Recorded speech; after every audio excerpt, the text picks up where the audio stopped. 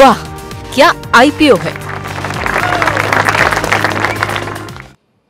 Share बाजार नई ऊंचाई पर है और ऐसे माहौल में, ऐसे मौसम में आईपीओ की बहार लगनी लाजमी है। शुरुआत हो चुकी है। आईपीओ से जुड़ी अब हर एक खबर आपको इस सेगमेंट के अंदर हर रोज़ हम आपको देते रहेंगे, जब भी कोई खबर आईपीओ बाजार से जुड़ी हुई होगी।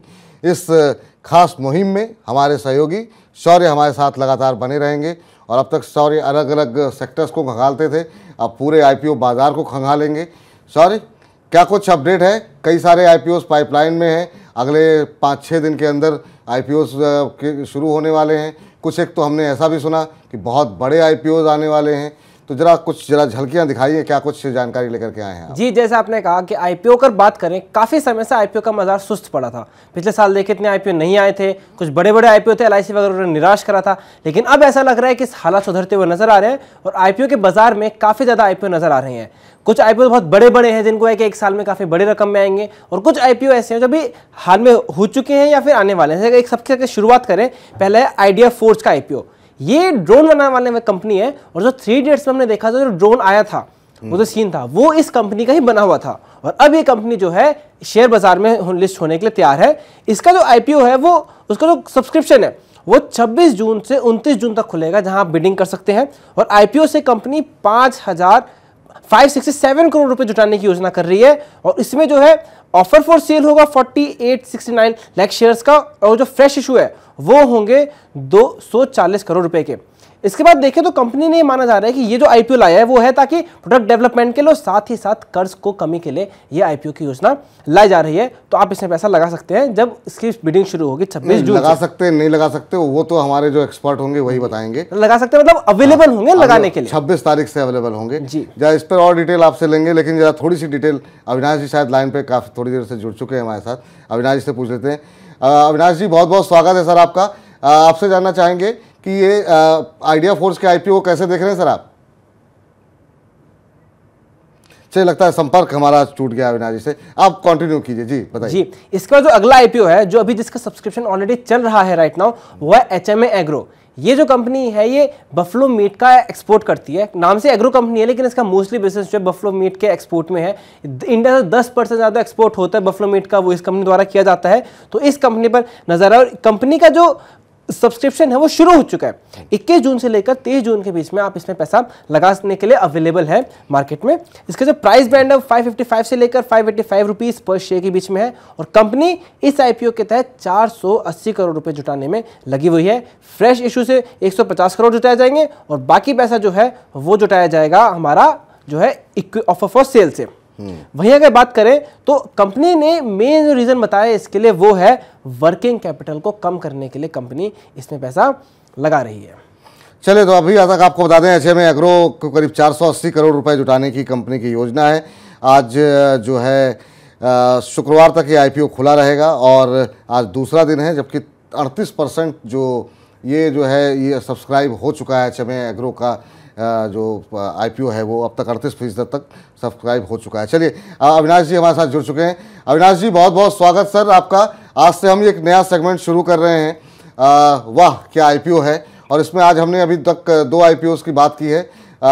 एक आईपीओ 26 तारीख से खुलेगा, उस पर आते हैं, लेकिन अभी जो आईपीओ खुला हुआ है एचएमए एग्रो का, ये जो है 38% के आसपास तक अब तक सब्सक्राइब हो चुका है। आपने सर देखा इसके फंडामेंटल्स को, कैसी लग रही है कंपनी? क्या यहाँ पर रिटेल निवेशकों के लिए कोई अपॉर्चुनिटी बनती है, या आपको वैल्यूएशन हाई लगती है? कैसे देख रहे हैं सर आप इसे? देखिए विपुल, पहली बात तो एचएमए एग्रो इंडस्ट्रीज एक ग्लोबली एक्सपोर्टिंग कंपनी है, जो बेसिकली बफलो मीट एक्सपोर्ट करती है, और इसका मार्केट शेयर ग्लोबली करीबन 10% है। फंडामेंटल की बात करें तो पिछले साल करीबन 3000 करोड़ के रेवेन्यू पे 117-18 करोड़ का प्रॉफिट किया था, और इस बार ऑलरेडी 18 करोड़ का प्रॉफिट इन्होंने पहले 9 मंथ रिकॉर्ड किया है। तो हमारा मानना है कि फंडामेंटल्स काफी अच्छे हैं, कंपनी कैश फ्लो जनरेट कर रही है, और सबसे बड़ी बात, जो प्रमोटर है वो इस बिजनेस में कम से कम 40 साल से है, तो काफी बड़ी मात्रा में यूएस, यूरोप, चाइना और 40 कंट्रीज को ये अपना प्रोडक्ट एक्सपोर्ट करते हैं। तो मोटा मोटी वैल्यूएशन की बात करें तो करीबन 17 या 18 के पी मल्टीपल पे ये शेयर आपको ऑफर करा दिया जा रहा है, जो FY23 का अर्निंग है। तो उस पॉइंट ऑफ व्यू से इसमें जरूर एक अच्छा रिस्क बच सकता है, थोड़ा सा लिस्टिंग गेन मॉडरेट होगा, लेकिन लॉन्गर टर्म के लिए मुझे लग रहा है कि अच्छा पैसा बच सकता है।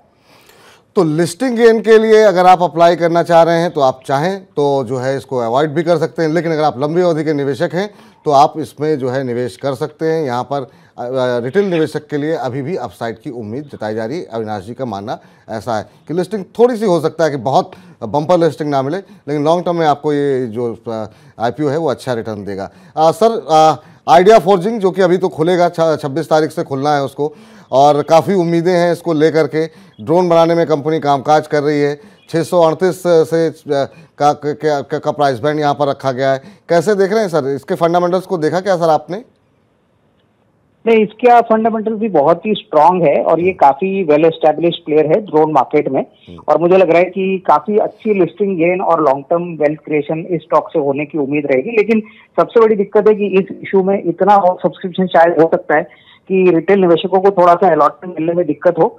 तो मुझे लग रहा है कि जिनको भी लकी एप्लीकेंट्स को ये शेयर मिल जाएगा, मेरे ख्याल से उनको लिस्टिंग गेन्स तो अच्छे मिलेंगे, पर लॉन्ग टर्म में भी मुझे लग रहा है कि अच्छे खासे रिवॉर्ड्स मिलने की अपेक्षा रहेगी। कंपनी अपने क्षेत्र में लीडर है और फाइनेंशियल बहुत ही बढ़िया है। सर, एक चीज़ आपसे, अगर मान लीजिए किसी कारणवश मॉडरेट लिस्टिंग होती है, क्योंकि हालांकि आपसे आगे भी चर्चा होगी जब लिस्टिंग होगी तब भी, तो क्या वहाँ पर अपॉर्चुनिटी सेकेंडरी मार्केट में तलाशनी चाहिए, उस समय एंट्री कर लें? क्योंकि ये बात आपकी सही है कि इस तरह के जब IPOs आते हैं तो रिटेल निवेशकों को मिलते ही नहीं है। ये बिल्कुल, देखिए, अगर थोड़ा मॉडरेट लिस्टिंग मिलता है तो डेफिनेटली रिटेल निवेशकों को इसका मौके का फायदा लेना चाहिए, क्योंकि हमको लग रहा है कि ये लंबी रेस का घोड़ा है और अच्छा पैसा बनेगा। अविनाश जी, बहुत बहुत शुक्रिया, धन्यवाद आपका अपनी महत्वपूर्ण राय देने के लिए।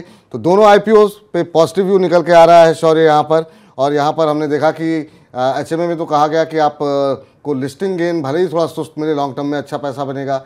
आइडिया में कहा यह गया कि यहाँ पर हो सकता है शेयर ही ना मिले, इस तरह का सब्सक्रिप्शन देखने को मिल सकता है, लेकिन अभी IPO आने में समय है, 5-6 दिन का। तो आप मुझे लगता है और भी जो भी अपडेट होगी वो लेकर के आते रहेंगे। कोई पॉइंट्स इनमें से छूट गया हो इन दोनों कंपनियों में से तो आप उसे कंप्लीट कर सकते हैं। जी, ये तो है। बस इसके बाद 2 न्यूज़ और हैं जो IPO को लेकर आई है पूरे IPO बाजार को। एक ये है, ब्लैकस्टोन जो है वो अपने रेट को इशू कर रहा है। वो $1 बिलियन का अपना जो ऑफिस स्पेस है उसका रेट इशू ला रहे हैं, जैसे कह रहे हैं उसका IPO जो एशिया का सबसे बड़ा लार्जेस्ट IPO माना जा रहा है। और इसमें इंपॉर्टेंट बात है, वो कॉमर्शियल स्पेस के लिए कह रहा है, जिसमें माना जा रहा है कि पूरा बिजनेस अच्छा नहीं है।